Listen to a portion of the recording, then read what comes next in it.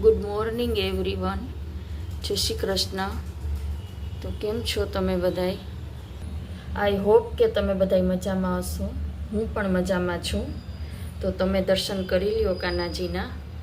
અને મારે પૂજા થઈ ગઈ છે, શિંગાર પર કાનાનો થઈ ગયો છે સરસ મજાનો. તો ચાલો આજે નવા વ્લોગની શરૂઆત કરી દઈએ. તો ફ્રેન્ડ્સ, આ જે ગણપતિ બાપા છે એ ગઈકાલે પરમ દિવસે મૈતુએ બનાવ્યા હતા સરસ મજાના. એ હું તમને શો કરું છું. નાનકડાક જ બનાવ્યા હતા, પણ મેં કેપ્ચર ગઈકાલે કર્યા હતા. ગણપતિ બાપુની બાજુમાં રાખ્યા હતા, પણ હું અત્યારે તમને બતાવું છું. બહુ જ સરસના બનાવ્યા હતા. અને જે આપણે ઓલી ક્લે આવે છે ને, એમાંથી ક્લેમાંથી બનાવી અને પછી પેઇન્ટ કર્યું છે. અને આ તમે માટીમાંથી પણ બનાવી શકો છો. નાના છોકરાઓ પુલકાઓ માટીમાંથી બનાવી શકે છે અને ક્લેમાંથી પણ બનાવી શકે છે. બંનેમાંથી બનાવી શકે છે.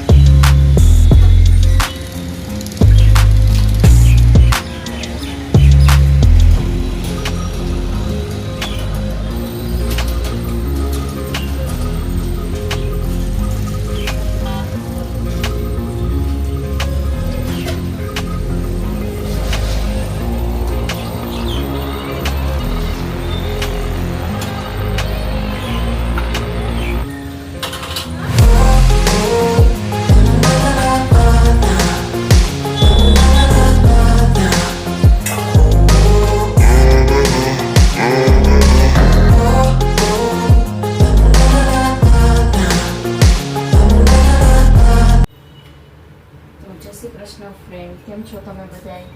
આઈ હોપ કે તમે બધાય મજામાં હશો. તો હું અત્યારે આવી ગઈ છું ભાખરી બનાવવા માટે. તો હું જલ્દી ભાખરી બનાવી લઉં અને સાથે સાથે દાળ ભાત એ પણ મૂકતી જાઉં છું. તો સાથે સાથે બધું ખાતું જાય.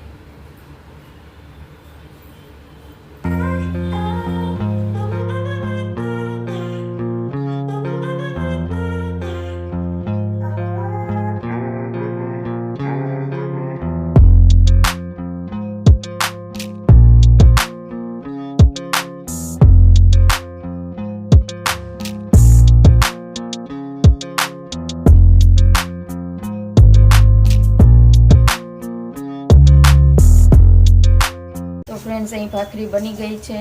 તો ચાલો બધાય નાસ્તો કરવા માટે. તો ફ્રેન્ડ્સ, અમે લોકો બહાર નીકળ્યા હતા, તો એનું હું તમને બતાવી રહી છું. તો ચાલો જોઈ લઈએ.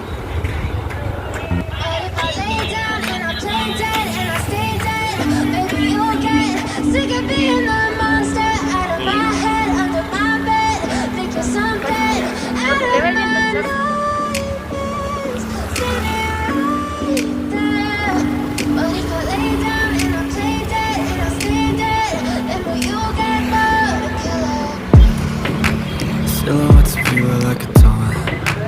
Never really know just what you want. With you I don't ever feel calm.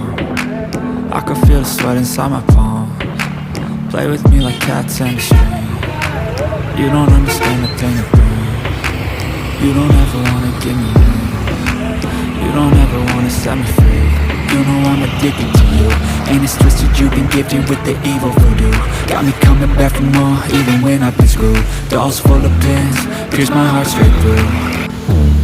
I got issues in my head, I like you in my bed, but you keep me on red. Oh, everything is like a test, I better not text or I'll come off desperate. But if I lay down and I play dead and I stay dead, baby you'll get sick of being the monster out of my head, under my bed, thinking something out of my nightmares, standing right there.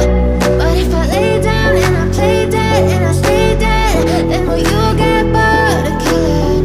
So if I play dead, will you regret everything that you did, that you said? I don't think you understand what you're doing, and my heart's black and blue from the bruising. I feel like when I'm with you I'm losing. I feel like you think that this amusing. Sitting there gaslighting and confusing. Was it me? Is it me? Am I deluded? I'm the one who's always sorry, the conclusion. Even though I offer all of the solutions. I wish you loved me like I love you, it's stupid. When I'm alone with you I never feel lucid. I wish I wasn't struck by Cupid. I wish when I first saw you I knew that. જય Shri Krishna friend, કેમ છો? તો મેં ગઈકાલે ગયા હતા બહારે, તો અમુક વસ્તુ જે લીધી છે તો મને એમ થયું કે ચાલો હું તમારી સાથે શેર કરું. તો પહેલાં તો મેં જે છે ને એ આ આઈસ ક્યુબ માટે લીધી છે, સિલિકોનની આવે જે છે તે. આમાં બેન્ડ વડે તો પણ આઈસ જે ક્યુબ હોય છે તે ફટાફટ નીકળી જાય છે. જે પ્લાસ્ટિકમાં આવે છે એ નથી, આમ તો બધાને ખબર જ હશે, પણ બેવડી પણ વળી જાય છે આવી રીતના, જો ઉમેરલી વાળીને. એટલે આ એક તો આઈસ ક્યુબ લીધી છે, અને એક આ ટાઈપનું આવે છે ઉપર, આ ટાઈપનું આવે છે.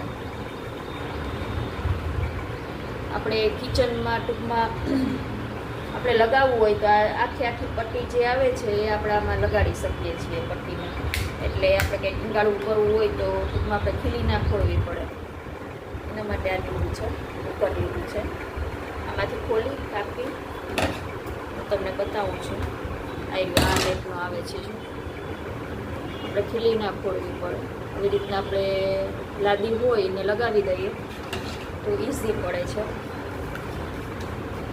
કેમેરામાં તો ખબર નહીં બતાવતું હોય કે નહીં, પણ હું તમને બતાવું છું, ખ્યાલ નથી. આ ટાઈપમાં આવે છે અને મજબૂત આવે છે.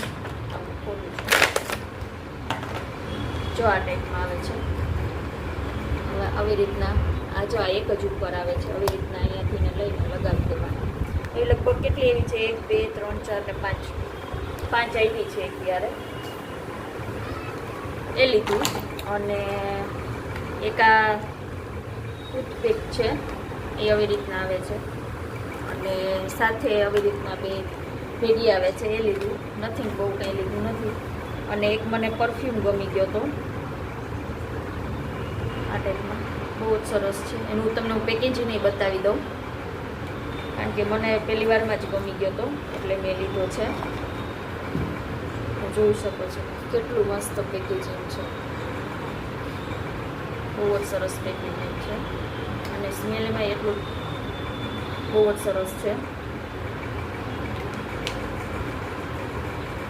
તો એ લીધો હતો, બસ નથી બીજું કંઈ નથી. અને આની લીધી છે પરફ્યુમની ડિરેક્સી, નેચરલમાં જ છે, નેચરલ સ્પ્રેચ છે, એટલે એક આ લીધો હતો.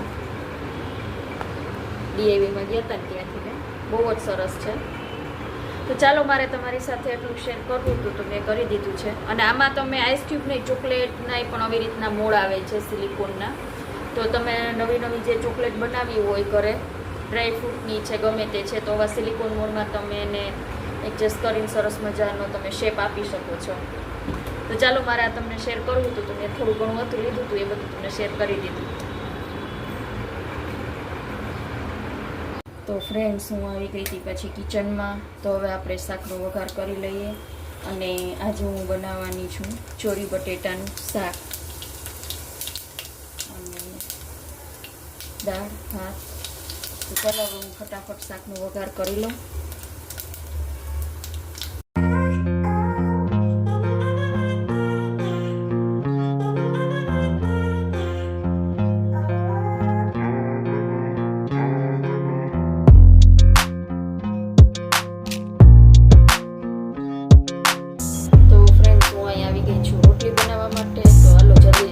બનાવી લઈએ એટલે કમ્પ્લીટ આપણી થાળી તૈયાર થઈ જાય. તો ચાલો જલ્દીથી હું રોટલી બનાવી લઉં.